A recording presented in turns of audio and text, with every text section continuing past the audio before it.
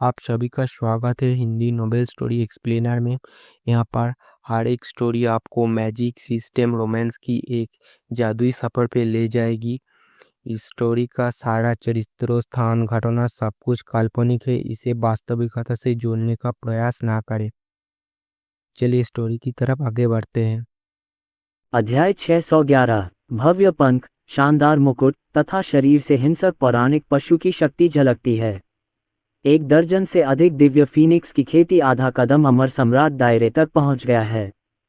Phoenix, ये linger ने आश्चर्य से कहा। उसने जो चमकदार फीनिक्स फैंटम स्कर्ट पहनी थी वह फीनिक्स पंखों से बनी थी। हालांकि इन दर्जन भर फीनिक्स के पंखों से निकलने वाली दिव्य जानवरों की शक्ति स्पष्ट रूप से ऑरोरा द्वारा पहने गए फीनिक्स प्रेत स्कर्ट की शक्ति से अधिक थी। यह कोई साधारण फीनिक्स नहीं है, बल्कि पौराणिक 9 स्वर्ग दिव्य फीनिक्स है। कालभक्ष गंभीर दिखे और उन्होंने कई लोगों से परिचय कराया। 9 स्वर्गीय दिव्य फीनिक्स। आदित्य ने दर्जनों दिव्य फीनिक्स पक्षियों को देखा। उनकी आंखों में उग्र लड़ाकू भावना चमक रही थी। इस दिव्य फीनिक्स को कुनलुन पर्वत की रक्षा करनी होगी। यदि आप कुनलुन दर्पण को छीनना चाहते हैं तो आपको इन दर्जन भर दिव्य फीनिक्सों को वश में करना होगा। ये दिव्य फीनिक्स केवल एक आत्मा है और इसका शरीर बहुत पहले ही गिर चुका है। मुझे उम्मीद नहीं थी कि सिर्फ एक आत्मा अमर सम्राट क्षेत्र के आधे चरण तक पहुंच सकती है। तो क्या उनके सभी शरीर असली अमर सम्राट क्षेत्र तक नहीं पहुंच गए होंगे? कुछ देर सोचने के बाद नंदिनी ने इसका विश्लेषण किया। ये सही है, अमरता का मंदिर प्राचीन काल में सबसे बड़ी शक्ति थी। मंदिर में 100 से कम अमर सम्राट क्षेत्र विशेषज्ञ नहीं हैं। मंदिर की रक्षा करने वाले दिव्य जानवरों की कोई कमी नहीं है और उनमें से कुछ अमर सम्राट क्षेत्र तक पहुंच चुके हैं। कालभक्ष ने सिर हिलाकर उत्तर दिया। ये सुनकर सभी लोग हैरान रह गए। प्राचीन काल में युद्ध कलाएं सचमुच गौरवशाली थीं। अकेले अमरता के मंदिर में ही सैकड़ों अमर सम्राट थे। बेशक अमरता का मंदिर अमर सम्राट क्षेत्र कोटे पर लगभग एकाधिकार रखता है और अन्य ताकतों के बीच केवल प्राचीन कबीला ही 1 या 2 अमर सम्राट क्षेत्र को जन्म दे सकता है। महाराज, मुझे उनमें से एक से निपटने दीजिए। कालभक्ष का शरीर एक क्रूर जानवर की शक्ति से फट गया। उसके पूरे शरीर में काले छेद दिखाई दिए और उसकी आंखें दिव्य फीनिक्स में से एक पर टिक गईं। मैं भी एक से निपट लूंगा। ये लिंजर और नंदिनी ने एक एक दिव्य फीनिक्स चुना। आदित्य ने सिर हिलाया। यह उन्हें प्रशिक्षित करने का एक अच्छा अवसर है। 12 दिव्य फीनिक्स पक्षी अपने पंख फैलाकर उड़ते हुए पहाड़ की ढलान पर मंडरा रहे थे। वे जहां भी गुजरते वहां धधकती लपटें उठती और स्वर्ग और पृथ्वी के बीच का तापमान अचानक बढ़ जाता। वे अपनी शक्ति का प्रयोग आदित्य और अन्य लोगों को पीछे हटने के लिए मजबूर करने के लिए कर रहे थे। कार्यवाही करना। आदित्य ने पत्थर की पट्टिका को बुलाया, फिर ऊपर कूदकर उनमें से 9 सिर वाले दिव्य फीनिक्स को मार डाला। पंगु के वंश की शक्ति, कालभक्ष के वंश की शक्ति, पैट्रिक ड्रैगन के वंश की शक्ति, दाव की शक्ति, सभी इस क्षण सक्रिय हो गईं। रंबल, भयावह दबाव ने संपूर्ण कुनलुन पर्वत को घेर लिया। 9 सिर वाला दिव्य फीनिक्स तुरंत दबा दिया गया और उसे कुछ समय के लिए हिलना मुश्किल हो गया। आदित्य ने इस अवसर का लाभ उठाकर पत्थर की पट्टिका पर प्रहार किया और एक भयानक शक्ति का विस्फोट हुआ, जिससे 2 दिव्य फीनिक्स उड़ गए तथा 2 ज्वाला के गोले में बदल गए और जमीन पर गिर गए। गुल्लू, महाराज बहुत शक्तिशाली हैं। कालभक्ष की आंखें विस्मय से भरी थीं। महाराज अभी अपनी पूरी ताकत का इस्तेमाल नहीं कर रहे हैं, क्योंकि जिस चीज पर आपको सबसे अधिक गर्व है वह है तलवारबाजी। लेकिन उसने लंबे समय से तलवार का इस्तेमाल नहीं किया है क्योंकि उसे अपनी तलवार के लायक कोई प्रतिद्वंद्वी नहीं मिला है। मारना। कालभक्ष फूट पड़ा और अनंत भक्षण शुरू हो गया। शक्तिशाली भक्षण शक्ति ने एक दिव्य फीनिक्स को घसीट लिया। ऑरोरा ने स्वर्ग की 4 तलवारों में हेरफेर किया, ज़ुक्सियन तलवार संरचना की स्थापना की और तलवार की ऊर्जा और हवा भड़क उठी, साथ ही एक दिव्य फीनिक्स को भी फंसा लिया। नंदिनी ने अपने हाथ में जैद तलवार पकड़ ली और उसके शरीर में शक्ति जागृत हो गई और फिर उसने 2 तलवार आभाओं को काट दिया। एक हरे रंग के विशाल अजगर में बदल गई और विपरीत दिशा में दिव्य फीनिक्स को काट लिया। तीनों कालभक्षों के युद्धस्थल में कुछ देर के लिए गतिरोध उत्पन्न हो गया। यद्यपि वे कम समय में जीत नहीं सकते थे, फिर भी प्रतिद्वंद्वी को घसीटने में कोई कठिनाई नहीं हुई। आदित्य पहले ही 2 दिव्य फीनिक्सों को मार चुका था। शेष 7 दिव्य फीनिक्स ने घोर संघर्ष किया और अंततः गर्म लपटें उगलीं, जो फीनिक्स की दिव्य लपटें थीं, और तुरंत ही संसार को आग के समुद्र में बदल दिया। पंख फड़फड़ाते हुए, एक तेज तलवार की तरह, एक भयंकर और दबंग हमला भी कर रहे थे, और जहां भी वे गुजरते थे, शून्य एक दर्पण की तरह खुल जाता था। आदित्य फीनिक्स दिव्य ज्वाला से घिरा हुआ था और भयंकर हमला निकट आ रहा था। दिलचस्प। आदित्य मुस्कुराया और उसके दिल में लड़ने की भावना पूरी तरह से प्रज्वलित हो गई। उसने पत्थर की पट्टिका को हटा दिया। स्वूश! अगले ही पल, 9 हेवन तलवार उड़कर उसके हाथ में मजबूती से आ गई। बूम! फिर तलवार दाव मास्टर की शक्ति का 9वां स्तर फट गया। आग से खेल रहे हो, है ना? ठीक है, मैं तुम लोगों के साथ खेलूंगा। ज्वाला विभाजक तरंग रूलर आदित्य 9 स्वर्गों से ऊपर थे, और फिर उन्होंने 9 स्वर्गों की तलवार को भयंकर रूप से काट दिया। जिस क्षण तलवार चली, आकाश तुरंत ढह गया और टूट गया, पृथ्वी हिंसक रूप से कांप उठी, और कुंडलुन पर्वत गिरने ही वाला था। ज्वलंत तलवार ने सब कुछ काट डाला और जला दिया, दुनिया को तबाह कर दिया, और सीधे फीनिक्स दिव्य ज्वाला से संघनित आग के समुद्र में गिर गई। उन भयंकर और दबंग हमलों को भी सीधे तौर पर नष्ट कर दिया गया। बूम! तलवार के प्रहार से अग्नि का समुद्र लगातार कांप रहा था और चिंगारियां उठकर आकाश में फैल रही थीं, जिससे पूरा आकाश प्रकाशित हो रहा था। आग के समुद्र को शांत होने में ज्यादा समय नहीं लगा। आदित्य के हाथ में 9 हेवन तलवार थी और उसकी आकृति किसी भूत जैसी थी।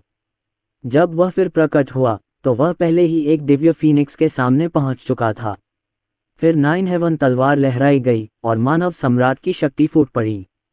विभिन्न शक्तियों के आशीर्वाद से उसने आसानी से अर्धचरणीय अमर सम्राट साम्राज्य को कुचल दिया। स्विश! पफ! दिव्य फीनिक्स की सुरक्षा पूरी तरह से कमजोर थी, और 9 हेवन तलवार ने सीधे इसे नष्ट कर दिया। वे केवल आत्मा थे, और नष्ट होने के बाद वे तुरंत विलुप्त हो गए। 6 बचे हैं। आदित्य मुस्कुराया और फिर उसकी आकृति गायब हो गई। जब भी आदित्य प्रकट होते, एक दिव्य फीनिक्स उनके साथ गिर जाता। शेष 6 दिव्य फीनिक्स शीघ्र ही नष्ट हो गए। अंत करना। आदित्य ने 9 स्वर्गीय तलवार को दूर रख दिया। अन्य 3 युद्ध क्षेत्र अभी भी पूरे जोश में थे। महामहिम, क्या हो गया? दूसरा आदमी। आदित्य की स्थिति देखकर कालभक्ष को बड़ा धक्का लगा। 9 दिव्य फीनिक्स की सारी शक्ति अर्धचरण अमर सम्राट क्षेत्र में थी। कालभक्ष अगर पूरी ताकत लगा भी दे, तो भी कम समय में जीतना मुश्किल होगा। लेकिन महामहिम ने एक ही तलवार से 9 दिव्य फीनिक्सों को कुछ ही मिनटों में बड़ी सफाई से मार डाला। दूसरा आदमी। कालभक्ष, यदि आप बोल नहीं सकते तो आपको कहने की आवश्यकता नहीं है।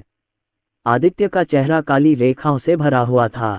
उनका सबसे लंबा रिकॉर्ड 3 साल से अधिक का था, और कालभक्ष ने वास्तव में कहा था कि वह दूसरा आदमी था। वह सचमुच आंखें खोलकर झूठ बोल रहा था।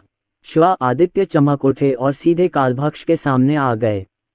फिर उसने पत्थर की पट्टिका को बुलाया और अपनी पूरी ताकत लगाकर अपने सामने खड़े दिव्य फीनिक्स को चकनाचूर कर दिया। लीक दिव्य फीनिक्स चीख उठा और उसके शरीर से दिव्य पशु की शक्ति फूट पड़ी। तलवारों की तरह तीखे पंखों का एक जोड़ा पत्थर की पट्टिका पर वार कर रहा था।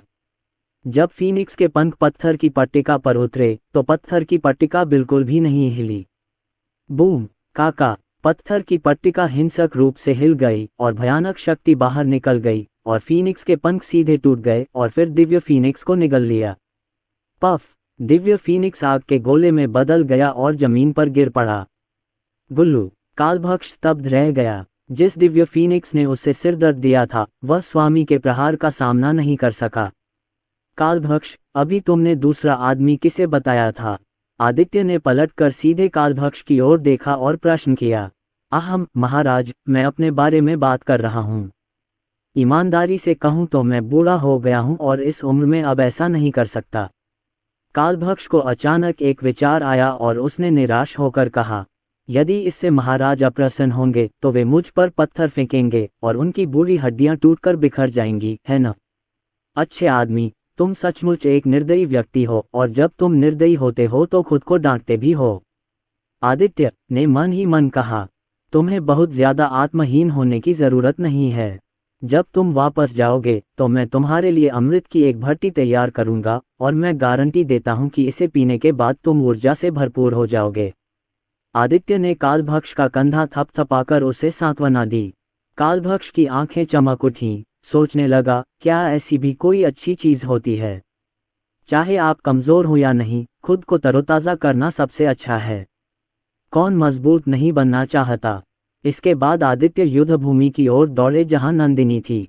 नंदिनी ने अपनी अत्यधिक शीत शक्ति का प्रयोग करके प्रतिद्वंदी की फीनिक्स दिव्य ज्वाला को नियंत्रित किया। उसने अपने हाथ में जैद तलवार को लगातार घुमाया। रक्त शक्ति और महान दाव की शक्ति से वह बराबरी से जीत सकती थी। मेरी पत्नी, इसे मुझ पर छोड़ दो। आदित्य आकाश से उतरे और विशाल पत्थर की पट्टिका ने लगभग आकाश को ढक लिया। चिल्लाना। दिव्य फीनिक्स ने खतरे को भांप लिया और तुरंत फीनिक्स दिव्य ज्वाला को उगल दिया। मैं बेकार हूं। आदित्य ने अंतहीन भक्षण का प्रयोग किया और एक के बाद एक ब्लैक होल प्रकट हुए। शक्तिशाली भक्षण शक्ति फूट पड़ी और फीनिक्स दिव्य ज्वाला को लगातार निगलती रही। 9 स्वर्गों का दिव्य फीनिक्स शीघ्र ही सूख गया और वह एक छोटी सी लौ भी नहीं उगल सका। टकराना। फिर पत्थर की पट्टिका बुरी तरह से टूट गई और 9 स्वर्गों का दिव्य फीनिक्स सीधे नष्ट हो गया और आग की एक गेंद में बदल गया। नंदिनी ने जैद तलवार को एक तरफ रख दिया और उसकी सुंदर आंखें प्रशंसा से भरी थीं। क्या आपके पति उग्र हैं? आदित्य ने पत्थर की पट्टिका उठाई, जानबूझकर उसके बाल हिलाए और नंदिनी से पूछा। नंदिनी ने आदित्य की ओर आंखें घुमाईं। उसके मन में कुछ कामुक छवियां उभर आईं और उसका चेहरा अचानक लाल हो गया। तुम बहुत तुच्छ हो, नंदिनी ने गुस्से से कहा। आदित्य ने भौहें चढ़ाईं। सोच रहा हूं कि क्या इस टूटी सड़क को भी खोला जा सकता है। नंदिनी, क्या तुम गलत सोच रही हो? आदित्य ने चिढ़ाते हुए कहा। नंदिनी ने अपनी मुट्ठियां भींच लीं, घृणास्पद। ये देखकर आदित्य तुरंत हंस पड़ा। बेटी, पापा तुम्हारी मदद करने के लिए यहाँ हैं। आदित्य पत्थर की पट्टिका लेकर चला गया और अंतिम दिव्य फीनिक्स से छुटकारा पाने में ऑरोरा की मदद करने के लिए तैयार हो गया। पिताजी, ऑरोरा ये काम स्वयं कर सकती है। ऐसा लगता है कि ऑरोरा को सफलता का अवसर मिल गया है। ऑरोरा और भी साहसी होती गई और स्वर्ग की 4 तलवारें हजारों तलवारों की किरणों में बदल गईं, जिन्होंने 9 स्वर्गों और 10 पृथ्वियों को तहस-नहस कर दिया। ज़ुक्सियन तलवारों का समूह भयंकर और दबंग था और कुछ समय के लिए तो उसने विपरीत दिशा में स्थित दिव्य फीनिक्स को भी दबा दिया। और ऑरोरा के शरीर में सांसें तेज हो रही थीं। क्या ऑरोरा आगे बढ़ने वाला है? आदित्य भी बहुत आश्चर्यचकित हुआ। वह अपनी इच्छानुसार आगे बढ़ सकता है क्योंकि उसके पास व्यवस्था है, लेकिन ऑरोरा पूरी तरह से अपने आप पर निर्भर है। गुरगल, युद्ध में आगे बढ़ना, युद्ध का समर्थन करने के लिए लड़ना, ये बहुत आश्चर्यजनक है। कालभक्ष को बहुत धक्का लगा और वह अपनी लार निगलने से खुद को नहीं रोक सका। अरोरा को अमरसंत क्षेत्र की महान पूर्णता तक पहुंचने में अधिक समय नहीं लगा, लेकिन अब वह पुनः वहां पहुंचने वाली है। अरोरा की प्रतिभा के साथ यदि उसने लगन से अभ्यास किया होता तो वह पहले ही अमरसंत क्षेत्र की पूर्णता तक पहुंच गई होती। बूम बूम बूम, शीघ्र ही आकाश बादलों, बिजली और गड़गड़ाहट से ढक गया और भयंकर गड़गड़ाहट हुई। इससे पहले कि तुम आगे बढ़ो, मुझे तुमसे छुटकारा पाना होगा। अरोरा की खूबसूरत आंखें ठंडी हो गईं और फिर पूरा व्यक्ति हवा में उड़ गया और फिर उसके शरीर से एक हरी तलवार फट गई और स्वर्ग की 4 तलवारें जल्दी से फट गईं।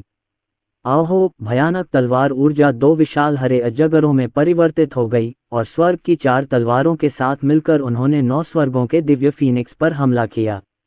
इस चाल 2 आस्तीन वाला हरा सांप का भी अरोरा द्वारा चरम पर अभ्यास किया गया था।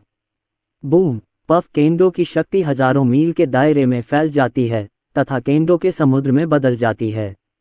9 स्वर्गों के दिव्य फीनिक्स ने एक क्षण तक संघर्ष किया, उसके बाद वह पूरी तरह से नष्ट हो गया। जैसी कि मेरी बेटी से उम्मीद थी, वह बहुत उत्कृष्ट है। आदित्य खुशी से मुस्कुराया। नंदिनी के मुंह के कोने भी थोड़े ऊपर उठ गए। उसके दिल में बहुत गर्व महसूस हो रहा था। जहां तक कालभक्ष का प्रश्न है, उसने तुरंत ही रक्षा पंक्ति को तोड़ दिया। छोटे मालिक ने वास्तव में दिव्य फीनिक्स को मार डाला। कालभक्ष ने भौहें चढ़ाईं। उसने अपनी तरफ से पूरी कोशिश की, लेकिन दिव्य फीनिक्स को मारने में नाकाम रहा। आखिरकार महामहिम ने इस समस्या का समाधान करने के लिए कदम उठाया, लेकिन युवा स्वामी ने दिव्य फीनिक्स को अकेले ही मार डाला। जब छोटा गुरु अमरसंत क्षेत्र में प्रवेश कर पूर्णता तक पहुंच जाता है तो क्या वह आपके स्वामी की तरह अर्धचरण अमर सम्राट क्षेत्र साधना गुरु को पूरी तरह से पराजित नहीं कर पाएगा? बूम! आकाश में अचानक बिजली कड़की। थंडर ड्रैगन भयंकर रूप से दहाड़ रहे थे। अरोरा बिल्कुल भी नहीं डरी और अपने जेड पैरों के कोमल स्पर्श से उसने झू जियांग की 4 तलवारों को नियंत्रित करके हजारों वज्र आपदाओं से लड़ने का साहस किया।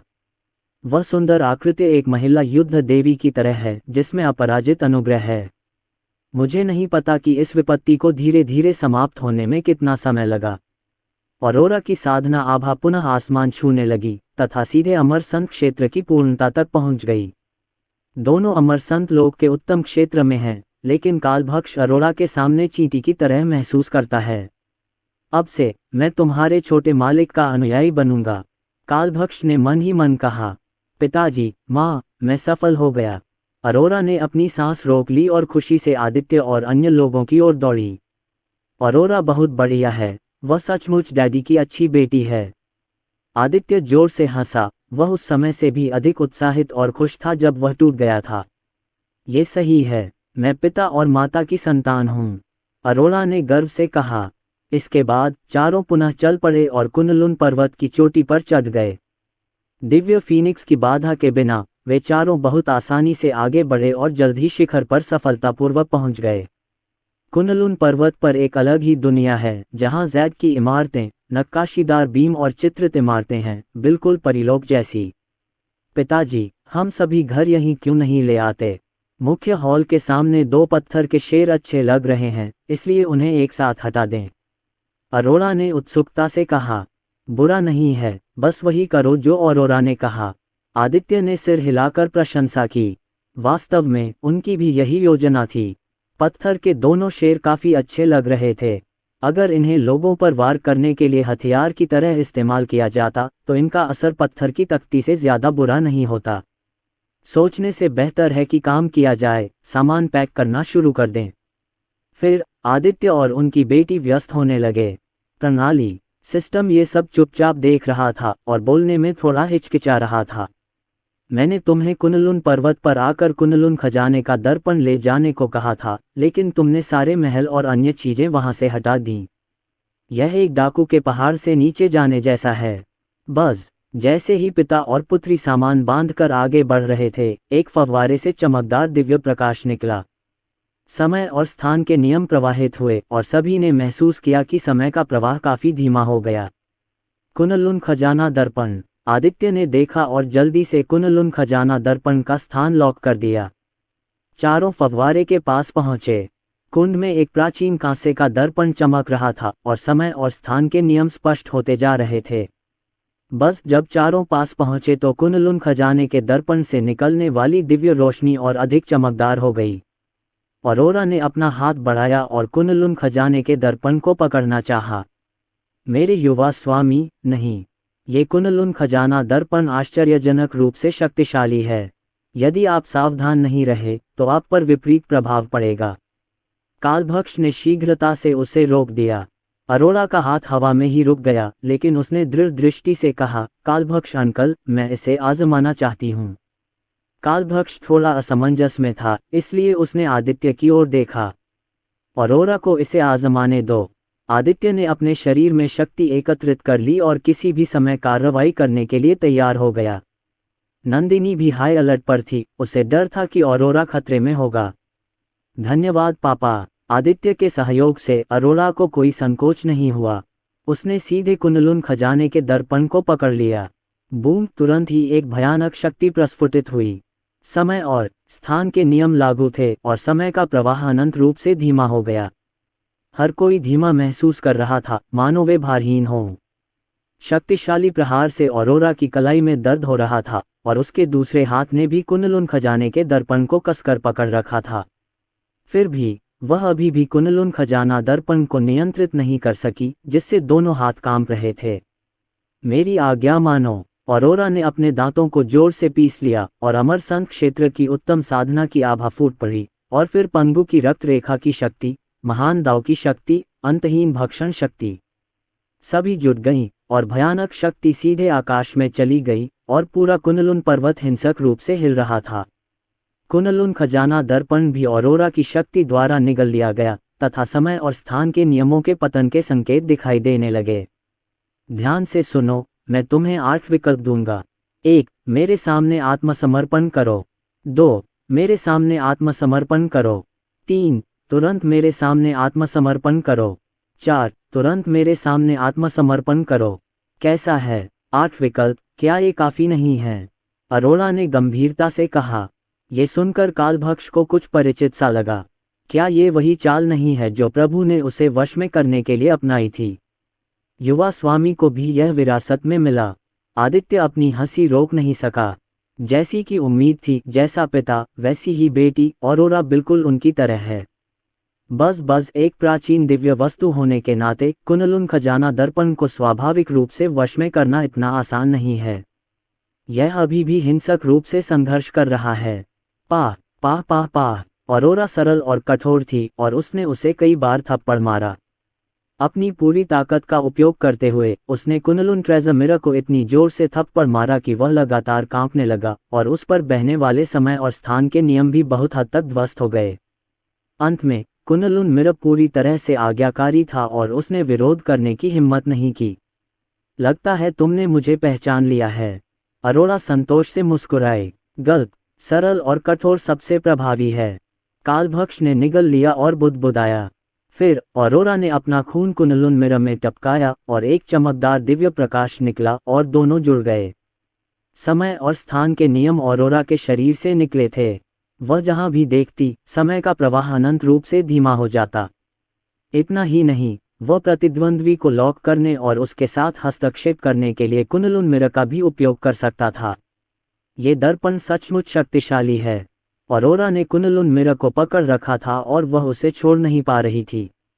ऐसा खजाना मिलना दुर्लभ है जो औरोरा को पसंद हो। प्राचीन दिव्य वस्तु कुनलुन मिरर को भी युवा गुरु ने जीत लिया है। कालभक्ष को कुछ स्वप्न जैसा महसूस हुआ। प्राचीन काल में उन्होंने कुनलुन मिरर के बारे में सुना था। अफसोस की बात है कि अपने कालभक्ष कुल की ताकत के बावजूद वे कुनलुन खजाने के दर्पण को छू भी नहीं पाते। टोंगजी, खजाने का दर्पण तो एक ही है, क्या ये थोड़ा अपर्याप्त नहीं है? आदित्य ने घबराहट में संकेत दिया। मेजबान, कृपया मुझे जाने दीजिए, यह एक प्राचीन दिव्य वस्तु है, इसकी नकल करना इतना आसान कैसे हो सकता है? इतना आसान नहीं है, क्या इसका मतलब यह है कि इसे दोहराया जा सकता है? आदित्य की आंखें आशा से चमक उठीं। क्या टोंगजी मना कर सकता है? व्यवस्था रोना चाहती थी, लेकिन उसके पास आंसू नहीं थे। वह किस तरह के मेजबान से बंधा है? उसे तो निचोड़कर सुखा देना चाहिए। इसमें बहुत ज्यादा कुछ करने की जरूरत नहीं है, बस 3 कुनलुन खजाना दर्पणों की प्रतिकृति बनाए। आदित्य ने मुस्कुराते हुए कहा। सिस्टम ने काफी समय तक कोई जवाब नहीं दिया। जब आदित्य पुनः बोलने ही वाला था तो बैंगनी हवेली में हवा से 3 कुनलुन दर्पण प्रकट हो गए। नियंत्रण खोने का नियम बिल्कुल वैसा ही है। मेजबान ने अपनी बेटी को दर्पण जीतने में मदद की, वापसी को ट्रिगर किया और कुनलुन दर्पण को X3 से पुरस्कृत किया। सिस्टम की आवाज थोड़ी कमजोर थी। ऐसा लगता है कि इन 3 कुनलुन दर्पणों ने उसे लगभग सुखा दिया है। साधारण खजानों की तरह ये प्रणाली आसानी से इनका बड़े पैमाने पर उत्पादन कर सकती है, लेकिन प्राचीन दिव्य वस्तुओं का पुनरुत्पादन करना बहुत कठिन होगा। नंदिनी, कालभक्ष, आओ, तुम्हारे पास भी कुनलुन दर्पण हैं। आदित्य ने 3 कुनलुन दर्पण निकाले और उन्हें नंदिनी और कालभक्ष को सौंप दिया। आह आह, कालभक्ष ने अपना मुंह खोलकर देखा तो उसे बहुत अविश्वसनीय लगा। क्या कुनलुन दर्पण अद्वितीय नहीं है? प्रभु ने फिर से थोक व्यापार क्यों शुरू किया? और व्युत्पन्न समय और अंतरिक्ष कानूनों के विश्लेषण से ये बिल्कुल औरोरा के हाथ में कुनलुन दर्पण के समान है। प्रभु सचमुच अद्भुत हैं। कुनलुन खजाना दर्पण प्राप्त करने के बाद दोनों ने तुरंत स्वामी को पहचान लिया। समय और स्थान के नियमों की उत्पत्ति हुई और वे समय के प्रवाह में भी हेरफेर कर सकते थे। यदि इसका प्रयोग युद्ध के दौरान किया जाता तो निश्चित रूप से शत्रु को भारी क्षति होती, और दूसरों के हमले का सामना करते समय यह उनकी हमले की गति को भी धीमा कर सकता है, जिससे भागने के लिए समय मिल जाता है। पिताजी, आपने ये कैसे किया? क्या आप औरोरा को भी सिखा सकते हैं? अरोड़ा ने उत्साहित होकर पूछा। आदित्य थोड़ा असहाय था। वह पढ़ाना चाहते थे, लेकिन यह थोड़ा सिस्टम खपत वाला काम था। फिर चारों कुनलुन पर्वत से चले गए। अपने शरीर में महान दाव की शक्ति के प्रेरण पर भरोसा करते हुए आदित्य सीधे होंगमेंग महान दाव फल के स्थान पर गए। 10 दिन बाद आदित्य का रास्ता समुद्र में अवरुद्ध हो गया। अंतहीन सागर काला था, उबल रहा था और उसमें अत्यंत तीव्र संक्षारक शक्ति थी। आसपास का सारा जीवन निगल लिया गया था और समय समय पर जानवरों की दहाड़ समुद्र के तल से आती थी और आधे कदम अमर सम्राट क्षेत्र की खेती में भयानक जानवर शक्ति की कमी नहीं थी। ये चांगशेंग मंदिर में राक्षस मृत सागर है। ऐसी अफवाह है कि अमर संत क्षेत्र के शक्तिशाली पुरुषों को भी दूसरी ओर आसानी से पहुंचना मुश्किल लगता है। राक्षस मृत सागर की ओर देखते हुए कालभक्ष ने गंभीर मुख से उसका परिचय कराया। आदित्य ने अंतहीन मृत सागर को देखा और प्रयास करने के लिए उत्सुक हो गया।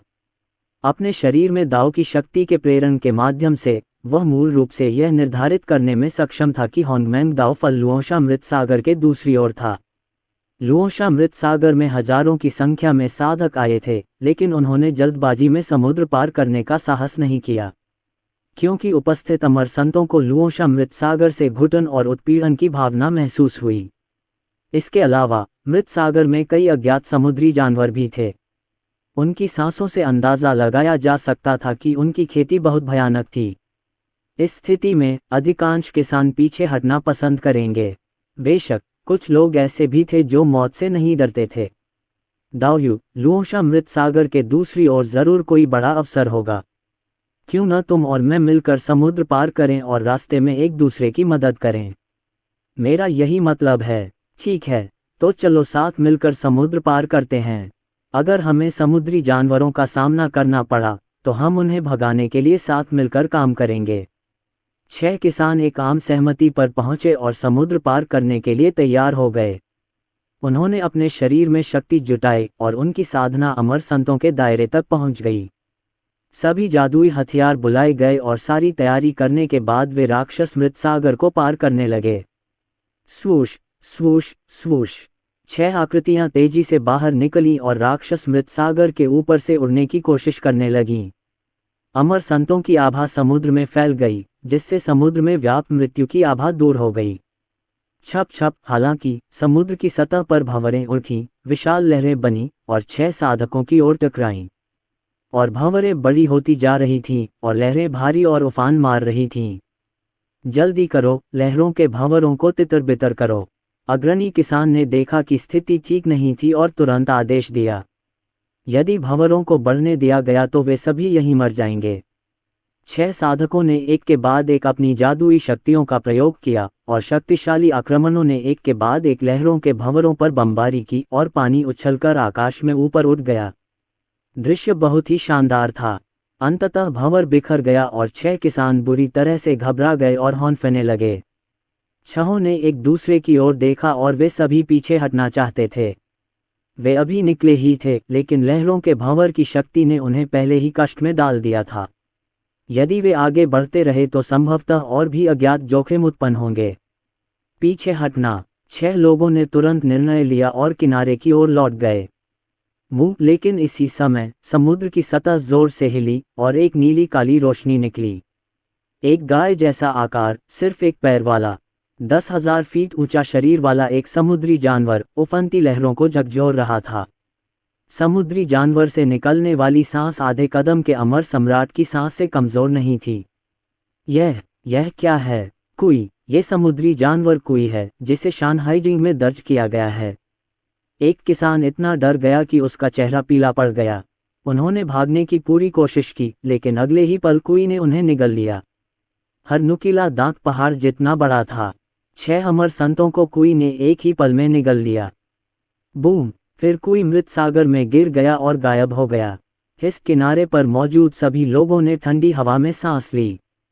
जो भिक्षु मूलतः समुद्र पार करने का प्रयास करना चाहते थे, उन्होंने अपने आंतरिक विचारों को त्याग दिया। यद्यपि अवसर बहुमूल्य है, किंतु जीवन उससे भी अधिक महत्वपूर्ण है। मृत सागर के दूसरी ओर का अवसर उनकी पहुंच से बाहर है। समुद्री जानवर कुई। दिलचस्प है। आदित्य की आंखों में गर्मी की चमक आ गई। कुई की शक्ति वास्तव में मजबूत है, लेकिन इससे आदित्य को कोई खतरा नहीं है।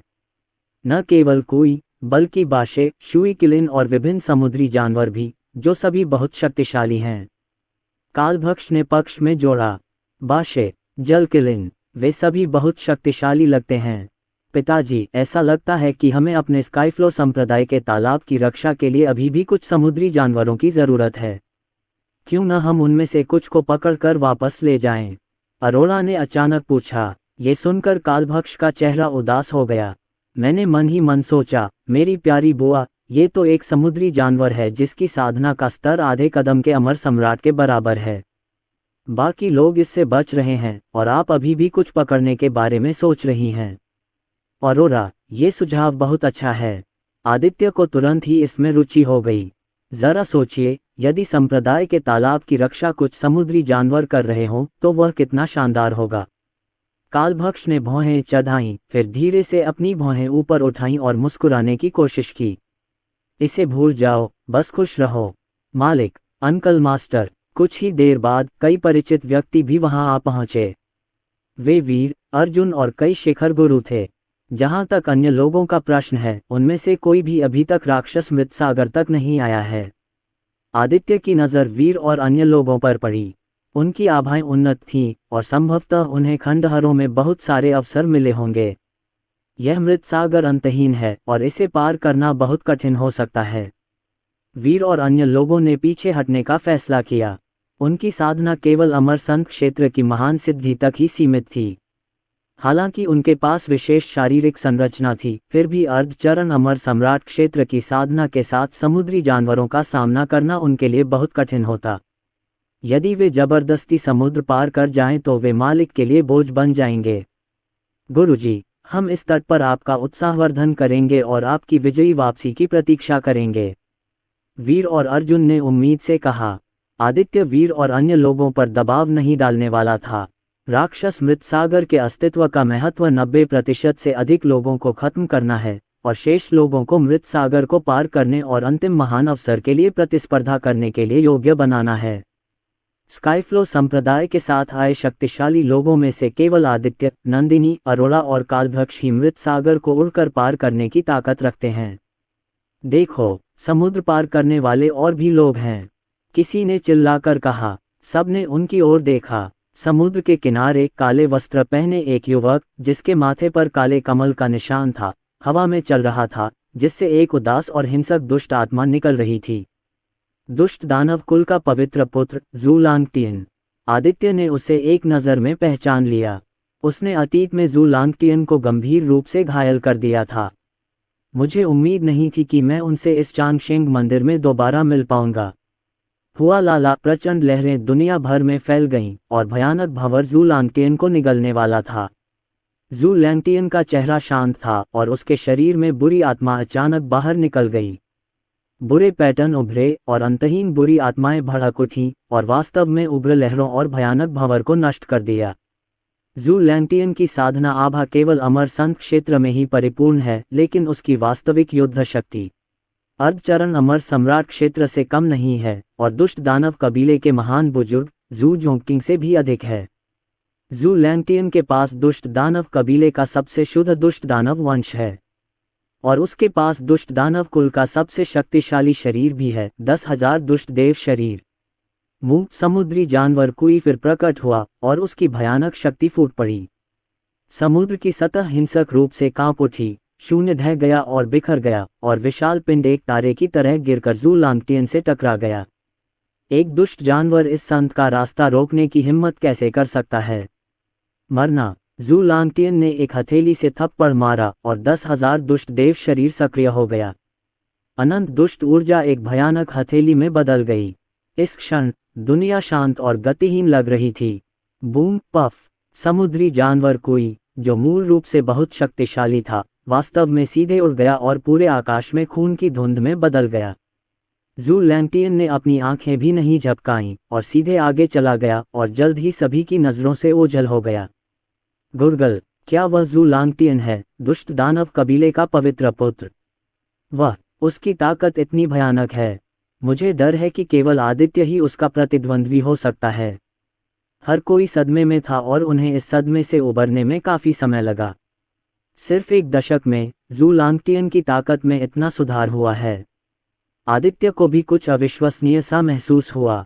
पिछली बार पहाड़ों में वह आसानी से जू लांगटियन को घायल कर सकता था, लेकिन अब अगर वह जू लांगटियन से लड़ता है तो आदित्य को कुछ प्रयास करने होंगे। जू लांगटियन पहले वहां पहुंच गया। महाराज, चलिए जल्दी चलें, कालभक्ष ने चिंतित होकर कहा। आदित्य ने मंद मंद मुस्कुराते हुए शांतिपूर्वक कहा, यदि वह राक्षस मृतसागर को पार भी कर ले तो भी महान अवसर प्राप्त करना इतना आसान नहीं होगा। आदित्य बकवास नहीं कर रहा था। प्रणाली की अपनी समझ के आधार पर, चूंकि उसने मंदिर में होंगमैंग दाव फल रखा था, इसलिए उसने निश्चित रूप से कठिनाइयों की एक श्रृंखला स्थापित की होगी। जाने से पहले जाना बेहतर है।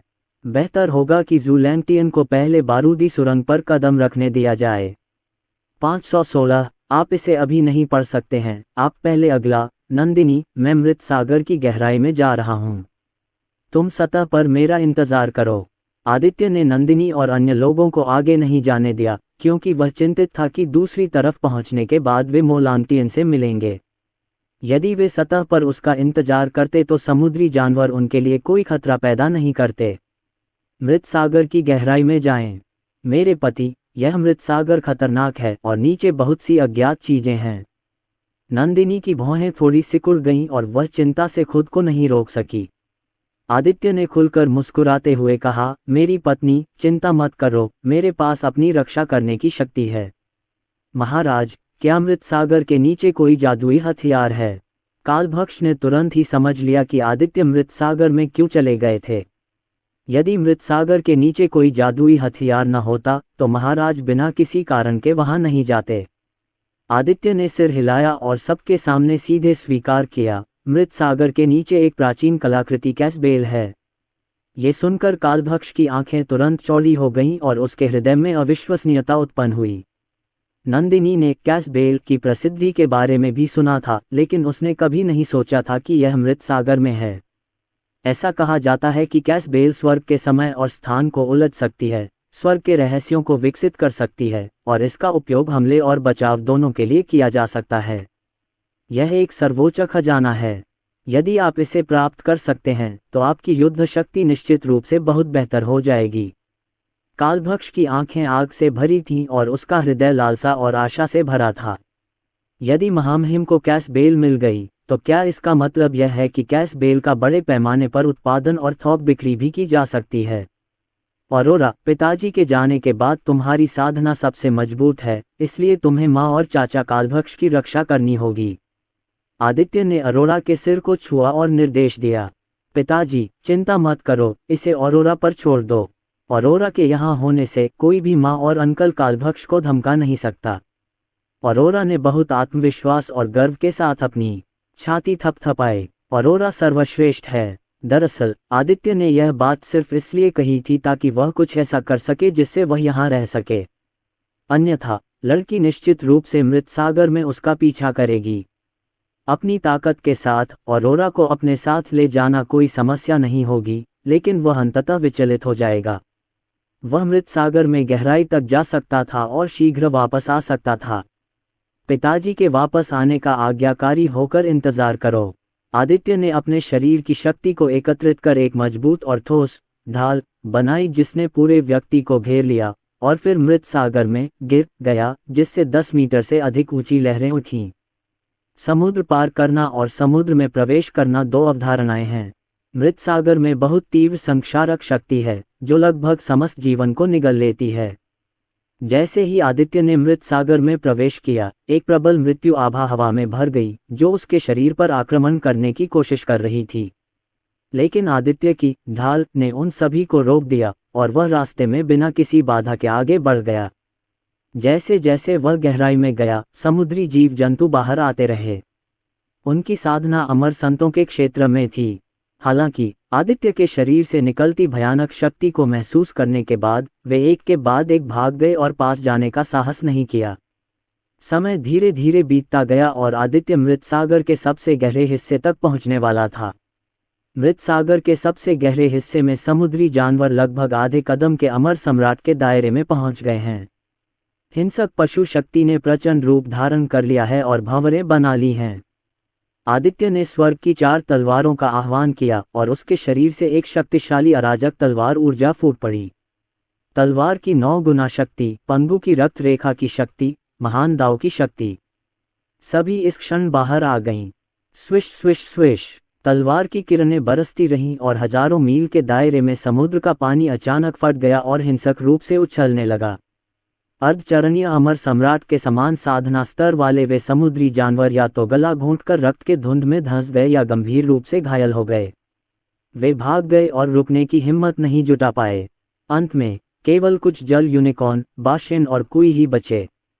उन सभी को आदित्य की भयावहता का एहसास हो गया, इसलिए उन्होंने एकजुट होकर आदित्य को घेर लिया। जल यूनिकॉर्न बाहर कूद पड़ा, उसके पंजे तेज मारक रोशनी के साथ चमक रहे थे। बाशेन अपने 10,000 फीट लंबे शरीर के साथ आगे बढ़ा और ध्वनि बूम की आवाज लगातार सुनाई देती रही। कुई ने अपना खून से सना मुंह खोला और आदित्य को निगलने की कोशिश करने लगा। तुम मौत को दावत दे रहे हो। आदित्य ने ठंडी सांस ली, उसकी आंखें ठंडी हो गईं। अचानक जानलेवा आभा फूट पड़ी। बूम! जूक्सियन तलवार संरचना एक पल में संघनित हो गई, जिसने जल गेंडा, अजगर और कुई को ढक लिया। भयानक तलवार की शक्ति ने समुद्री जानवरों की सुरक्षा को नष्ट कर दिया और फिर उनके शरीर को छेद दिया। तलवारों की कतार से करुण चीखें आ रही थीं। आसपास के समुद्र के पानी को रक्त जैसा लाल होने में अधिक समय नहीं लगा, जो कि थोड़ा भयानक था। समाप्त होने के बाद आदित्य ने तलवारों की पंक्ति को अलग कर दिया और गहराई में जाना जारी रखा। आदित्य के शरीर पर छोड़ी गई खूनी गंध और उसके शरीर से निकलने वाली राक्षसी जानलेवा आभा ने जीवित बचे समुद्री जानवरों को दोबारा उसके पास आने की हिम्मत नहीं करने दी। आदित्य की यात्रा सुचारू रही और वह सफलतापूर्वक समुद्र की तलहटी तक पहुंच गया। मैंने पानी के नीचे एक महल को आते देखा, जो शानदार और सुनहरा था, पौराणिक ड्रैगन पैलेस की तरह। महल की रक्षा करने वाले समुद्री जानवर आदित्य की जानलेवा आभा को महसूस करके भाग गए। ये लोग बहुत अविश्वसनीय हैं। व्यवस्था की शिकायतें उसके मन में गूंज रही थीं। टोंग जी, क्या तुमने ड्रैगन पैलेस की रक्षा के लिए इन समुद्री जानवरों को पकड़ा था? आदित्य ने जानबूझकर पूछा। हाँ, मुझे पता था कि वे इतने कमजोर थे। नहीं, मैं मूर्ख बना था। सिस्टम को तुरंत ही पता चल गया कि कुछ गड़बड़ है। इस उत्तर के साथ, क्या उन्होंने ये स्वीकार नहीं किया कि चांगशेंग मंदिर की स्थापना उन्होंने ही की थी? हाँ, क्या तुम अभी भी नाटक कर रहे हो? ये चांगशेंग मंदिर आपके द्वारा स्थापित किया गया था। आदित्य गर्व से मुस्कुराया। ऐसा लगता है कि जिस प्रणाली से वह बंधा है वह बहुत जटिल है। प्राचीन काल में अमरता का मंदिर एकमात्र स्वामी था और इसकी स्थिति पिछले जीवन में लिंगजियाओ पैलेस से कम नहीं थी। अनंत जीवन के मंदिर में शक्तिशाली लोग लोगों के हृदय में सर्वशक्तिमान देवता हैं। हालांकि ऐसी शीर्ष शक्ति भी नष्ट हो गई, जिससे पता चलता है कि वह आपदा कितनी भयानक थी। जैसे ही आदित्य ने ड्रैगन पैलेस में प्रवेश किया, उसे एक मजबूत आभा महसूस हुई। इस आभा के अंतर्गत ऐसा प्रतीत होता है जैसे समय रुक गया हो तथा जीवन की प्राचीनता और उतार चढ़ाव प्रकट हो रहे हों। आदित्य को ऐसा लग रहा था जैसे वह प्राचीन काल में वापस चला गया हो। उसकी निगाह अभी भी अनंत जीवन के मंदिर पर थी। वहां सैकड़ों पर्वत हैं, जिन पर लाखों शिष्य हैं, प्रत्येक अपना कर्तव्य निभाते हुए एक शांतिपूर्ण दृश्य का निर्माण कर रहा है। अत्यंत शानदार चौक में एक अमर बूढ़ा आदमी खड़ा था, जिसकी भौहें सफ़ेद थीं और दाढ़ी भी सफ़ेद थी, लेकिन चेहरा अत्यंत सुंदर था। उसकी प्रत्येक सांस स्वर्ग और पृथ्वी की सामान्य प्रवृत्ति के साथ साथ सभी नियमों को भी प्रभावित कर सकती है। सफ़ेद भौहों वाले बूढ़े के पीछे एक नौजवान खड़ा था। उसका चेहरा कठोर और स्वभाव असाधारण था। पहली नज़र में वह बेहद बुद्धिमान व्यक्ति लग रहा था। यद्यपि उसकी आभा श्वेत भान वाले वृद्ध व्यक्ति जितनी शक्तिशाली नहीं है, लेकिन ये बहुत कमजोर भी नहीं है। सबसे महत्वपूर्ण बात यह है कि वह अभी भी युवा है। आदित्य चौंका और वास्तविकता में लौट आया। 3 मीटर ऊंची अराजकता घड़ी उसके सामने प्रकट हुई। अराजकता की प्राचीन ऊर्जा उत्सर्जित हुई और कानून के दिव्य पैटर्न प्रसारित हुए, जिनमें चौंकाने वाली शक्ति थी। टोंग जी, क्या वह सफ़ेद भौहों वाला बूढ़ा आदमी तुम हो? यदि मेरी भविष्यवाणी सच है, तो आपके पीछे आने वाला युवक प्राचीन काल में हुई उस आपदा का अपराधी होना चाहिए, है न? आदित्य को कैस बेल पर विजय पाने की कोई जल्दी नहीं थी, लेकिन उसने सिस्टम से पूछा। हाँ, मैं ही हूँ। कैसा रहेगा? क्या मैं सुंदर नहीं हूँ? सिस्टम ने बेशर्मी से पूछा।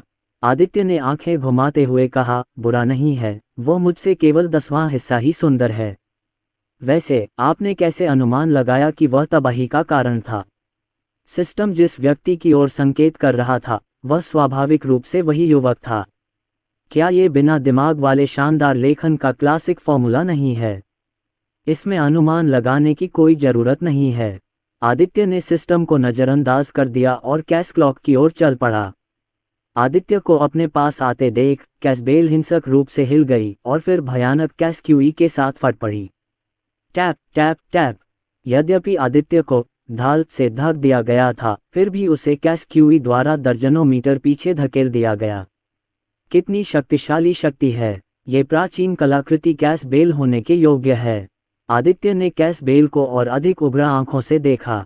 टोंग जी, क्या अब समय आ गया है कि तुम मुझे इस अराजकता बेल पर विजय पाने में मदद करो? आदित्य ने संकोच से पूछा। अनंत जीवन का मंदिर प्रणाली द्वारा बनाया गया था और अराजकता घंटी स्वाभाविक रूप से प्रणाली द्वारा छोड़ी गई थी। यदि प्रणाली आगे आती तो कैसबेल स्वाभाविक रूप से विरोध नहीं करती। मेजबान, क्या आप अधिक मेहनती हो सकते हैं और इसे स्वयं कर सकते हैं? सिस्टम भी थोड़ा अवाक था। वह आदित्य के मुंह में भोजन खिलाने ही वाला था, लेकिन आदित्य अभी भी लेटकर खाना चाहता था। इसे भूल जाओ, इसे स्वयं करो और पर्याप्त भोजन और कपड़े जुटाओ। आदित्य ने हाथ हिलाया। यदि आप कैसबेल की पूर्ण स्वीकृति प्राप्त करना चाहते हैं तो भी आपको इसे व्यक्तिगत रूप से लेना होगा। तो फिर देखते हैं कि आपकी कैस क्यूई अधिक शक्तिशाली है या मेरी कैस तलवार क्यूई बेहतर है। तलवार। प्रकाश की एक सुनहरी धारा बह रही थी। ये 9 हेवन तलवार थी। मानव सम्राट की शक्ति फूट पड़ी। आदित्य ने अपने हाथ में 9 स्वर्ग की तलवार पकड़ ली। उसकी आंखें तेज थीं और उसके पास 9 स्वर्गों को देखने की गति थी। अराजकता तलवार क्यूई अराजकता क्यूई के साथ प्रतिस्पर्धा करते हुए भड़क उठी। लेकिन अराजकता तलवार क्यूई अराजकता क्यूई के आक्रमण को बिल्कुल भी नहीं तोड़ सकी। शक्ति थोड़ी अपर्याप्त है। आदित्य ने अपना सिर हिलाया और फिर पंगु का खून इस्तेमाल किया। बूम! रक्त शक्ति भड़क उठी और उत्तेजित समुद्र का पानी लुढ़क कर फट गया। पंगु प्रतिमा प्रकट हुई, सृजन की कुल्हाड़ी पकड़े हुए, विनाश की सांस छोड़ते हुए। पंगु की शक्ति के आशीर्वाद से कैस क्यूई तुरंत नुकसान में आ गया। आदित्य तेजी से आगे बढ़ा और पुनः कैसबेल के सामने आ गया। अब से तुम मेरा अनुसरण करोगे। आदित्य ने रक्तसार की एक बूंद को गाढ़ा किया और उसे कैसबेल में टपकाना चाहा। बज़! कैसबेल दिव्य प्रकाश से चमक उठी और फिर एक बहरा कर देने वाली घंटी की ध्वनि निकली। एक क्षण के लिए मृत सागर में लहरें उठीं और कानून ध्वस्त हो गए। अभी भी ईमानदार नहीं। आदित्य ने भौहें चढ़ाईं और हिंसा का जवाब हिंसा से देने को तैयार हो गया। महान दाव की शक्ति भी उभरी। हालांकि महान दाव की शक्ति को महसूस करने के बाद कैसबेल अचानक शांत हो गई, और यह बहुत ही विनम्र था और इसने आदित्य द्वारा संघनित रक्तसार को अवशोषित करने की पहल की। बूम! कैसबेल पर दिव्य पैटर्न तेजी से प्रवाहित हुआ और अंतहीन अराजक ऊर्जा आदित्य के शरीर में प्रवाहित हुई। उसके और कैसबेल के बीच एक अदृश्य संबंध था। मैं समझता हूँ। सिस्टम में महान दाव की शक्ति है और सिस्टम कैसबेल का पूर्व मालिक है, इसलिए जब मैंने महान दाव की शक्ति का उपयोग किया तो सिस्टम ने मेरे प्रति अपनी नाराजगी छोड़ दी। आदित्य को जल्दी ही यह बात समझ में आ गई। यदि उसे यह पता होता तो उसे शुरू से ही महान दाव की शक्ति का उपयोग करना चाहिए था। इकट्ठा करना। आदित्य के आदेश पर अराजकता घंटी तेजी से सिकुड़ गई और आदित्य की हथेली में गिर गई। कैसबेल के मिनी संस्करण को देखकर आदित्य बहुत संतुष्ट हुए। इस कैसबेल की मदद से उसकी समग्र युद्ध शक्ति में काफी सुधार होगा। चांगशेंग मंदिर की यह यात्रा लाभ से भरी कही जा सकती है। बेशक, सबसे महत्वपूर्ण चीज हॉन्गमैन ग्रेट दाव फल है। यदि आप अमर सम्राट के दायरे में प्रवेश नहीं करते हैं तो आप आसानी से दूसरों के द्वारा नियंत्रित कर लिए जाएंगे। उसे जल्द से जल्द अमर सम्राट साबित होना होगा और वह अपने परिवार की भी अच्छी तरह से रक्षा कर सकेगा। होस्ट, क्या आप मेरी पहचान नहीं जानना चाहते? अचानक सिस्टम की आवाज गूंजी। आदित्य की आंखें चमक उठीं। क्या तुम ये बताना चाहोगे? मेरा पिछला कारण और प्रभाव बहुत बड़ा है। मैंने आपको पहले नहीं बताया था और यह आपकी बेहतर सुरक्षा के लिए भी था। मेरा नाम दाओक्सुआन है, यानी वही सफ़ेद भौहों वाला बूढ़ा जिसे आपने देखा। बेशक, बाहरी दुनिया भी मुझे महान दाओ कहती है, महान दाओ। कोई आश्चर्य नहीं कि आप मुझे महान दाओ खजाना शरीर से पुरस्कृत कर सकते हैं। आदित्य को अचानक एहसास हुआ, ये प्रणाली स्वयं महान दाओ है, लेकिन महान दाओ की शक्ति के होते हुए भी वह स्वर्ग और पृथ्वी की तबाही में कैसे शामिल हो सकता था, और वह उसकी व्यवस्था कैसे बन गई। मुझे पता है कि आपके मन में कई शंकाएं हैं, आज मैं उनका एक एक करके उत्तर दूंगा। अराजकता की शुरुआत में महान पंगु ने स्वर्ग और पृथ्वी को विभाजित कर दिया और आध्यात्मिक ऊर्जा का जन्म हुआ। इतिहास के मंच पर साधक प्रकट होने लगे। मैं इस अभ्यास में कदम रखने वाले पहले लोगों में से एक था और मैंने अपना मार्ग यानी महान दाओ प्राप्त किया। कुछ समय के लिए मैं सुर्खियों में रहा और स्वर्ग और लोकों के शीर्ष पर खड़ा रहा। बाद में मैंने अनंत जीवन के मंदिर की स्थापना की और शिष्यों की भर्ती की। हालांकि करोड़ों शिष्यों में से कोई भी मेरी विरासत का उत्तराधिकारी नहीं बन सका। एक बार जब मैं प्रशिक्षण के लिए बाहर गया तो मेरी मुलाकात एक परित्यक्त शिशु से हुई। उसकी बुद्धि और समझ बहुत प्रबल थी। उस समय मैं बहुत खुश था, लेकिन उस शिशु के शरीर में एक बुरा विचार था जिससे मुझे थोड़ा डर लगा। बार बार हिचकिचाने के बाद मैं उसे वापस अनंत जीवन के मंदिर ले गया। मैंने उसका नाम दाओशान रखा ताकि वह अच्छे विचार रख सके और भविष्य में सही रास्ते पर चल सके। मेरे ध्यानपूर्वक शिक्षण के तहत वह वास्तव में सौम्य और शिष्ट है, मासूमियत और दयालुता दिखा रहा है। अपनी महान बुद्धि और समझ के साथ उसने मेरी सभी जादुई शक्तियों को आत्मसात कर लिया और अपना रास्ता बनाया जो स्वर्ग का मार्ग है। दाओशान ने तेजी से प्रगति की। जब वह 13 वर्ष का था तो उसकी साधना का स्तर अमर सम्राट क्षेत्र के शिखर के करीब था, जो मेरे बराबर था। लेकिन मैं अमर सम्राट क्षेत्र से संतुष्ट नहीं था और एक मजबूत शक्ति की तलाश करना चाहता था। जब मुझे कुछ अंतर्दृष्टि मिली और मैं दाओ में विलीन होने के लिए तैयार था तो दाओशान के शरीर में बुरे विचार फूट पड़े। जब मुझे दाओ का एहसास हुआ तो उसने मुझे मार डाला और अपनी शक्ति का उपयोग करके स्वर्गीय दाओ निषेध को खोल दिया। मेरी 3 आत्माओं और 6 आत्माओं को मार डाला, जिससे मुझे छिपने की कोई जगह नहीं मिली। परिणामस्वरूप इसने दुनिया में तबाही मचा दी और अमर सम्राट क्षेत्र के सभी शक्तिशाली लोगों को दफना दिया। सौभाग्य से मेरी एक आत्मा उस नीले ग्रह पर पहुंच गई जहां तुम थे और तुम्हारे शरीर से जुड़ गई। जब ओवरटाइम काम से तुम्हारी अचानक मृत्यु हो गई तो मैं तुम्हें साथ लेकर दूसरी दुनिया में चला गया। सिस्टम का परिचय सुनने के बाद आदित्य को अंततः पूरी कहानी समझ में आ गई। आम भाषा में कहें तो दाओक्सुआन की मुलाकात गलत व्यक्ति से हुई और उसने अपना कार्यभार दाओशान को सौंप दिया, लेकिन दाओशान ने उसे धोखा दे दिया। टोंग जी, मुझे सच बताओ, क्या तुमने कुछ ऐसा किया है जिससे मैं ओवरटाइम काम करते करते अचानक मर जाऊं? आदित्य ने अचानक प्रतिक्रिया व्यक्त की और तुरंत पूछा। अहम तथ्यों को एक तरफ रखते हुए, क्या मेजबान को अपना वर्तमान जीवन पसंद नहीं है? आदित्य ने इसके बारे में सोचा और ऐसा लगा कि पार करने के बाद ये वास्तव में अधिक सुगंधित हो गया था। न केवल उसकी 2 खूबसूरत छोटी पत्नियां थीं, बल्कि 2 तेजस्वी महिला शिष्याएं भी थीं जो हर दिन गद्दार बनना चाहती थीं। बेशक वहां उसकी प्यारी बेटी और अजन्मा दूसरा बच्चा भी था। ब्लू स्टार पर एक सामाजिक प्राणी के जीवन की तुलना में यह 1000 गुना अधिक आरामदायक था। नहीं, मैं तो तुम्हारे बहकावे में आ गया था। अब जो आरामदायक जीवन है वह तुम्हारे द्वारा जानबूझकर मुझे अचानक मरवा देने से भिन्न है। आदित्य अमित्र लग रहा था। सिस्टम कांप उठा। अतीत में वह बहुत ऊपर था, सभी लोग उसकी पूजा करते थे और उसकी प्रशंसा करते थे।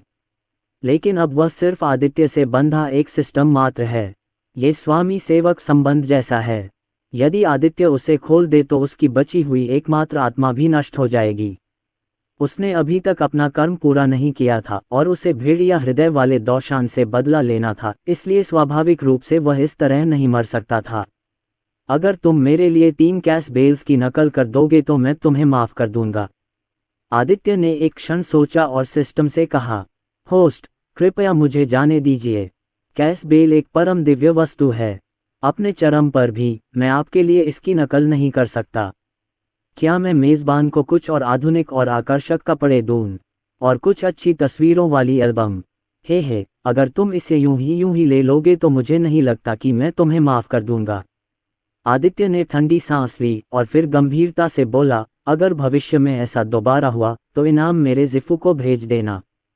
छप छप समुद्र की सतह अचानक फट गई और एक आकृति तेजी से बाहर निकली। पिताजी वापस आ गए हैं। अरोरा का चेहरा प्रसन्न था और वह खुशी से चिल्लाई। नंदिनी के होठों पर एक हल्की मुस्कान आ गई और उसका दिल धीरे धीरे नीचे गिर गया। अरोरा दौड़ती हुई आदित्य के पास पहुंची, उसकी बांह कसकर पकड़ ली और गर्व से बोली, पिताजी, मैंने अपनी माँ और चाचा कालभक्ष की बहुत अच्छी तरह रक्षा की और किसी भी समुद्री जानवर की हमारे पास आने की हिम्मत नहीं हुई। आदित्य के जाने के 2.5 घंटे के दौरान समुद्र बहुत शांत था। यहाँ तक कि कोई समुद्री जानवर भी नहीं देखा। ये सब अरोरा के कंधों पर मौजूद 3 आत्मिक पालतू जानवरों की बदौलत संभव हुआ। शुई, किलिन, कुई और बाशे, जिनमें से सभी के पास अर्धचरण अमर सम्राट क्षेत्र की साधना है, राक्षस मृत सागर में सर्वोच्च स्थान रखते हैं।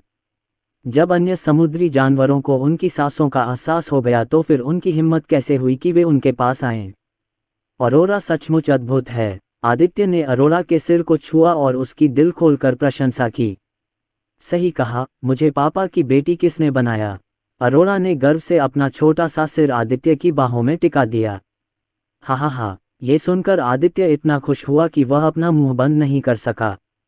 नंदिनी ने अपनी आंखें घुमाईं। पिता और बेटी एक दूसरे की प्रशंसा कर रहे हैं। जैसा बाप वैसी बेटी वाली कहावत आदित्य और उनकी बेटी पर पूरी तरह चरितार्थ होती है। महाराज, क्या आपको कैस बेल मिल गई? कालभक्ष तड़पता हुआ दिख रहा था और उसका स्वर थोड़ा उत्तेजित था।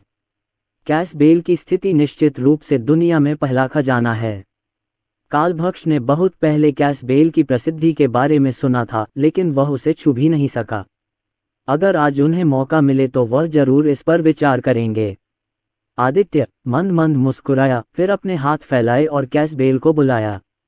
मिनी कैस बेल का आकार केवल एक हथेली के बराबर है, लेकिन इससे निकलने वाली अराजक आभा घनी और प्रभावशाली है, मानो वह युगों से व्याप्त है। जब कैस क्यूई नीचे उतरा तो अशांत मृत सागर तुरंत शांत हो गया और आप एक पिन गिरने की आवाज सुन सकते थे। कालभक्ष को इस अराजकता क्यू के सामने घुटन का एहसास हुआ। उसके क्रूर पशुओं की वंशावली को दबाकर मार डाला गया। गुरगल, कालभक्ष ने अपनी लार निगल ली और आश्चर्य से कैस बेल की ओर देखने लगा। महामहिम को वास्तव में कैस बेल मिल गई। वाह, ये छोटी सी घंटी कितनी नाजुक लग रही है। अरोरा की आंखें चमक उठी और उसने कैस बेल को गंभीरता से देखा। हाँ, इसे ले लो और इसके साथ खेलो। आदित्य ने इसे सीधे अरोरा को सौंप दिया। कैस बेल ने अरोरा को अस्वीकार नहीं किया, बल्कि इसके विपरीत वह बहुत विनम्र रही, क्योंकि अरोरा के शरीर में भी महान दाव की शक्ति है। हष्ट पुष्ट बने, अरोरा ने कैस बेल के साथ खेलते हुए आदेश दिया। बस अराजकता घंटी जल्दी से बड़ी हो गई, दिव्य पैटर्न बदल गया और अराजकता क्यूई ने लगभग पूरे मृत सागर को घेर लिया। अरोरा के कंधों पर बैठे तीनों पालतू जानवर डर से कांप रहे थे, यहाँ तक कि सांस लेने की भी हिम्मत नहीं कर रहे थे। कालभक्ष भी पूरी तरह से ठंडा था और पसीना बहा रहा था। क्या मेरा युवा स्वामी कैस बेल को भी नियंत्रित कर सकता है? कालभक्ष को बहुत अविश्वसनीय लगा। फिर अरोरा ने कैस बेल को हटाकर आदित्य को लौटा दिया। उसे जादुई हथियारों में कोई रुचि नहीं थी, लेकिन उसे लगा कि यह अच्छा दिखता है, इसलिए उसने इसे देखने के लिए ले लिया। जब आदित्य ने उसे स्वर्ग की 4 तलवारें दी तो उसे स्वीकार करने के लिए उसे बहलाना फुसलाना और धोखा देना पड़ा। महाराज, यह अराजकता घंटी। कालभक्ष बोलने में थोड़ा हिचकिचा रहा था। ये तर्कपूर्ण है कि जब महाराज को कोई जादुई हथियार मिल जाएगा तो वे तुरंत ही उसका बड़े पैमाने पर उत्पादन कर सकेंगे। आदित्य को कालभक्ष के छोटे छोटे विचार कैसे पता नहीं चले, लेकिन ये कैस बेल असाधारण है, यहाँ तक कि सिस्टम भी इसकी नकल नहीं कर सकता। वर्तमान में उसके पास 2 सर्वोच्च और अद्वितीय खजाने हैं, अर्थात 9 हेवन तलवार और कैस बेल। इसके बारे में मत सोचो, केवल एक ही कैस बेल है। आदित्य भी थोड़ा असहाय था। मूलतः वह नंदिनी और अन्य लोगों को कैस बेल देने के बारे में सोच रहे थे। हे, मैं क्या सोच रहा हूँ? ये तो कैस बेल है, मैं इसे कैसे पा सकता हूँ? इसे देख पाना मेरे लिए बहुत बड़ी खुशकिस्मती है। कालभक्ष अचानक जाग उठा। लंबे समय तक आदित्य के साथ रहने के बाद वह अक्सर खुद से दूर हो जाता था, लेकिन वास्तव में वह एक खूंखार जानवर है। यद्यपि उसके शरीर में भयंकर पशु रक्त पहले से ही बहुत अच्छा है, फिर भी उससे अधिक शक्तिशाली कई प्राणी हैं। लोगों को संतुष्ट रहना चाहिए और खूंखार जानवरों को भी। चलो चलें, आगे बढ़ते रहें। आदित्य ने अराजकता घंटी को हटा दिया और फिर लोगों के एक समूह को दूसरी ओर ले गया। लगभग आधे घंटे बाद एक भव्य और ऊंचा नगर द्वार सामने आया, जिस पर 3 बड़े अक्षर नंतियनमेन उत्कीर्ण थे। नंतियनमेन, क्या ये गेट के पीछे लिंगजियाओ पैलेस नहीं है? आदित्य ने मन ही मन अनुमान लगाया। उसने ध्यान से देखा तो स्वर्ग के दक्षिणी द्वार के पीछे एक विशाल महल दिखाई दिया, जिस पर ड्रैगन और फीनिक्स की आकृतियां बनी हुई थीं तथा सुनहरे स्तंभों से चमकदार सुनहरी रोशनी निकल रही थी। ये वास्तव में लिंगजियाओ पैलेस है। महल पर लगी पट्टिका पर लिंगशियाओ पैलेस शब्द उत्कीर्ण था। हे भगवान, ये सिस्टम खुद को जैद सम्राट कह रहा है। नहीं, एवेन्यू ही यहाँ का एकमात्र मालिक है। आदित्य थोड़ा चौंक गया। स्वर्ग का दक्षिणी द्वार, लिंगजियाओ महल, ये बहुत भव्य है। पिताजी, क्या हम इसे स्थानांतरित कर सकते हैं? ऐसा संयोग है कि जिस पहाड़ पर हम रहते हैं उसे दिव्य शिखर कहा जाता है। अगर हम इस लिंगजियाओ महल को वहां ले जाएं, तो ये बिल्कुल सही रहेगा। ऑरोरा की आंखें जल रही थीं और वह अब और इंतजार नहीं कर सकती थी। अच्छा विचार, तो फिर इसे उसके लिए दूर ले जाओ।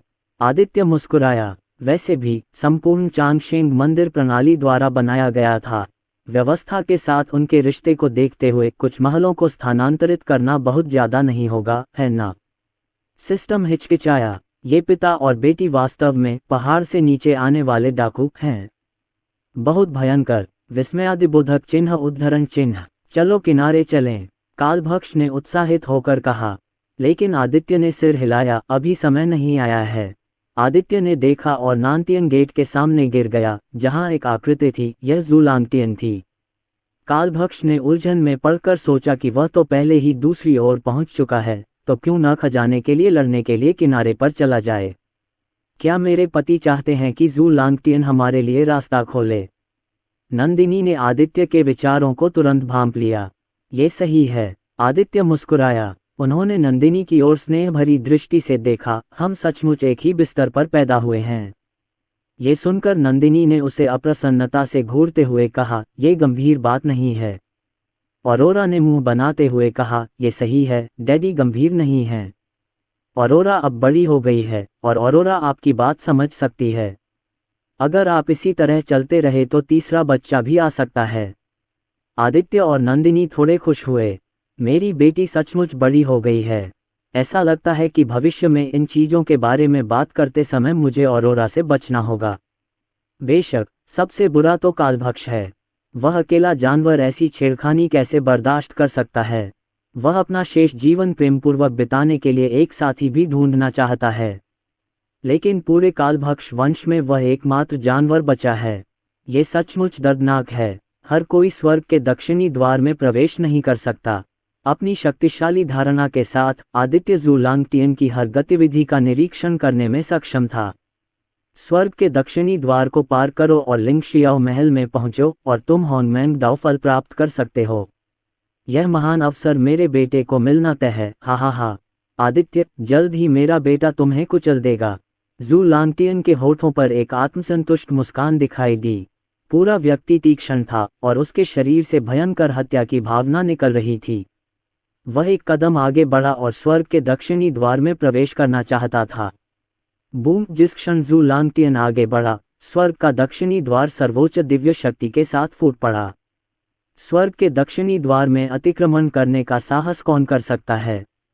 एक शक्तिशाली और दबंग आवाज आई।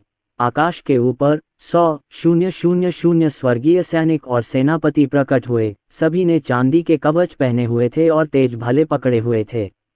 क्या इन स्वर्गीय सैनिकों की साधना वास्तव में अमर संतों के दायरे तक पहुंच गई है? दैवीय शक्ति बहुत प्रबल थी और उसकी हत्यारी आभा इतनी प्रबल थी कि लोग भयभीत हो जाते थे। 1,00,000 स्वर्गीय सैनिकों और सेनापतियों के सामने सुनहरे कवच पहने एक सुंदर हट्टा-कट्टा आदमी खड़ा था। वह 9 दांतों वाला एक रेक लिए हुए था और ज़ूलांगटियन को ठंडी निगाहों से देख रहा था। मैं देवता तियानपेंग हूँ, लिंगशियाओ महल की रखवाली के लिए जिम्मेदार हूँ।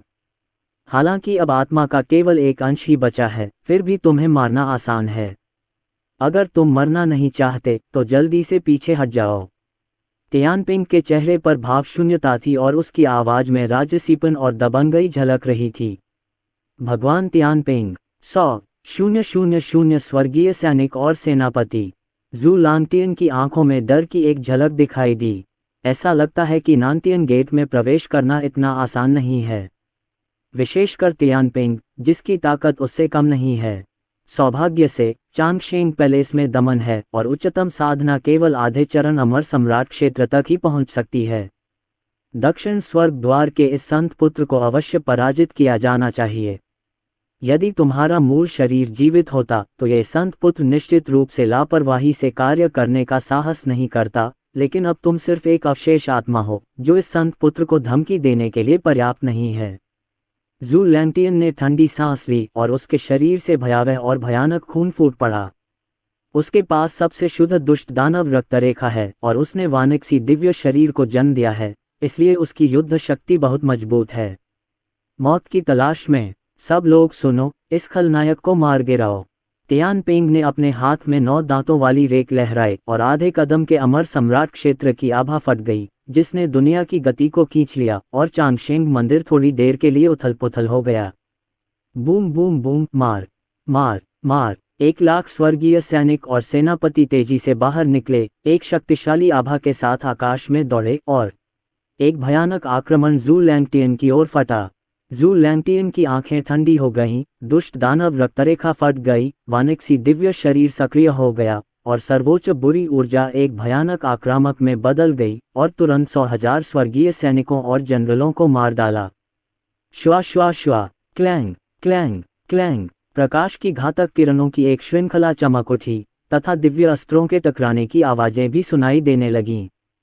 100,000 स्वर्गीय सैनिकों और जनरलों में जू लांगटियन बेहद बहादुर था और उसका कोई प्रतिद्वंद्वी नहीं था। ये स्वर्गीय सैनिक और सेनापति केवल अवशिष्ट आत्माएं थीं। यदि उनके शरीर अभी भी होते तो उनकी शक्ति अत्यधिक होती। हम्फ, इस भव्य नानतियन गेट के बाहर आप इतने अहंकारी कैसे हो सकते हैं? तियानपिंग ने अपने हाथ में 9 दांतों वाली रेक पकड़ी, एक छाया में बदल गया और चमक गया और एक पल में वह जू लैंगटियन के सामने आ गया। 9 दांतों वाला रेक आकाश से गिरा और रास्ते का सारा खालीपन बिखर गया, जिससे बहरा कर देने वाली गर्जना हुई और 9 दांत अनंत शक्ति वाले 9 ड्रैगन में बदल गए और तुरंत इसे दबा दिया। Boom, tap tap tap. भले ही जू लैंगटियन के पास 10,000 दुष्टों का शरीर था, फिर भी उसे इस समय पीछे हटने के लिए मजबूर होना पड़ा।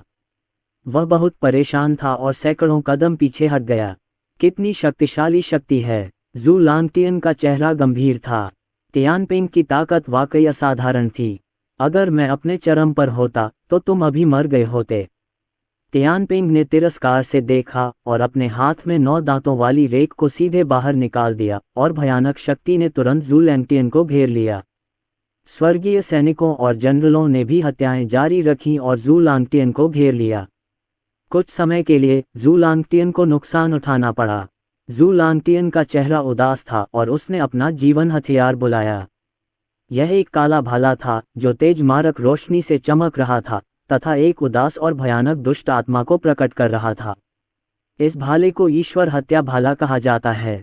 आज ये पवित्र पुत्र देवताओं को मार डालेगा। जू लैंगटियन ने अपने शरीर में बुरी शक्ति को प्रसारित किया और फिर जल्दी से भगवान हत्या करने वाले भाले को बाहर निकाल दिया। टकराना। क्लैंग, देव हत्या करने वाला भाला और 9 दांत वाला रेक आपस में टकरा गए और कुछ समय के लिए वे बराबरी पर आ गए। भयावह परिणाम हजारों मील तक फैल गया तथा संपूर्ण खंडहर पुनः हिंसक रूप से कांपने लगे। हजारों स्वर्गीय सैनिकों और सेनापतियों को पीछे हटने के लिए मजबूर होना पड़ा और वे नजदीक भी नहीं पहुंच सके।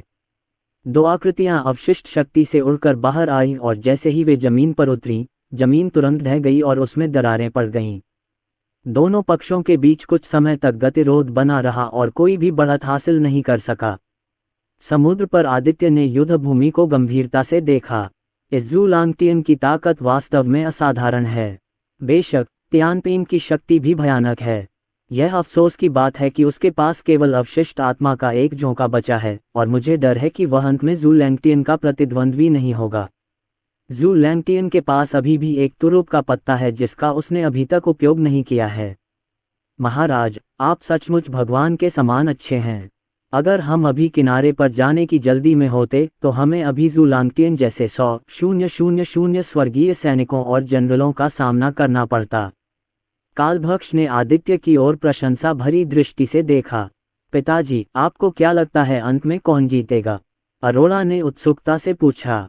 ज़ूलैंगटियन, आदित्य ने अचानक कहा, लेकिन अरोरा को लगता है कि वे बराबरी पर हैं।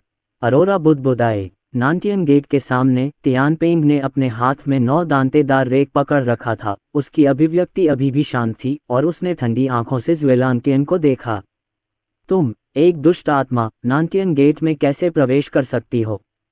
मुझे केवल इस बात का अफसोस है कि मेरी आकाश तक पहुंचने की क्षमता खत्म हो गई है, अन्यथा तुम्हें मारना आसान होता।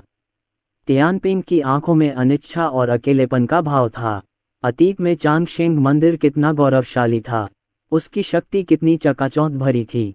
लेकिन अब क्या होगा? वह धूल में मिल गया और धरती पर लौट आया। यहाँ तक कि महल का स्वामी, जिसे दुनिया महान दाव के नाम से जानती है, वह भी गायब हो गया है।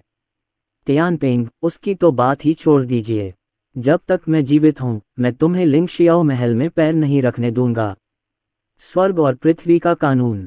तियानपेंग ने अपनी जादुई शक्तियों का इस्तेमाल किया और पूरा शरीर तेजी से पहाड़ जैसा बड़ा हो गया और उसके शरीर की सांसें तेज होती गईं। 9 दांतों वाला रेक फिर से बाहर निकला, जिससे तूफान आया, आकाश कांप उठा और यिन यांग अस्त व्यस्त हो गए। भयानक शक्ति आए और ज़ूलैंगटियन को खतरे की आहट महसूस हुई। यहाँ तक कि वह भी नष्ट हो जाएगा। वह अब और पीछे नहीं हट सका और वानिक्सी दिव्य शरीर को उसके द्वारा चरम सीमा तक धकेल दिया गया और सर्वोच्च दुष्ट आत्मा ने ईश्वर हत्या करने वाले भाले में डाल दिया। दुष्ट स्वरूप उभर आया और दुष्ट आत्मा हिंसक रूप से बढ़ गई। भगवान को मारने के लिए एक गोली। ज़ूलैंगटियन ने भी सबसे शक्तिशाली जादुई शक्ति का इस्तेमाल किया। ये शॉट घुमाया गया था और बुरी आत्मा ने दुनिया को तबाह कर दिया और बुरी शक्ति शक्तिशाली थी, तियानपेंग के हमले से टकरा रही थी। टकराना, एक जोरदार आवाज सुनाई दी, जैसे 2 तारे आपस में टकरा रहे हों। चिंगारियां फूटी और शेष बची शक्ति चारों ओर फैल गई। मृतसागर हिंसक रूप से उछल रहा था और लहरें उठ रही थीं और गिर रही थीं। धरती लगातार कांपती रही और कानून का दिव्य स्वरूप ढह गया। एक क्षण के लिए तो ऐसा लगा जैसे दुनिया का अंत हो गया। दोनों सेनाएं आपस में भिड़ गईं और एक क्षण के लिए बराबरी पर आ गईं। भयानक अवशिष्ट शक्ति लगातार प्रस्फुटित होती रही और स्वर्ग और पृथ्वी के नियम शीघ्र ही ध्वस्त हो गए। मुझे नहीं पता कि इस शक्ति के लुप्त होने में कितना समय लगा। नानटियन गेट के सामने दोनों आकृतियां थोड़ी शर्मिंदा दिख रही थीं। तियानपेंग के शरीर पर पहना गया सुनहरा कवच थोड़ा धुंधला हो गया और बंदूक के निशान एक के बाद एक दिखाई देने लगे। बची हुई आत्मा की आभा क्षीण होती गई, मानो अगले ही पल लुप्त हो जाएगी। उन्होंने जमीन को सहारा देने के लिए 9 दांतों वाली रेक का इस्तेमाल किया और नीचे नहीं गिरे। इसके विपरीत ज़ूलैंगटियन की स्थिति भी ज़्यादा अच्छी नहीं थी। उसका काला वस्त्र पहले से ही फटा हुआ था और उसकी आभा भी बहुत कमजोर हो गई थी।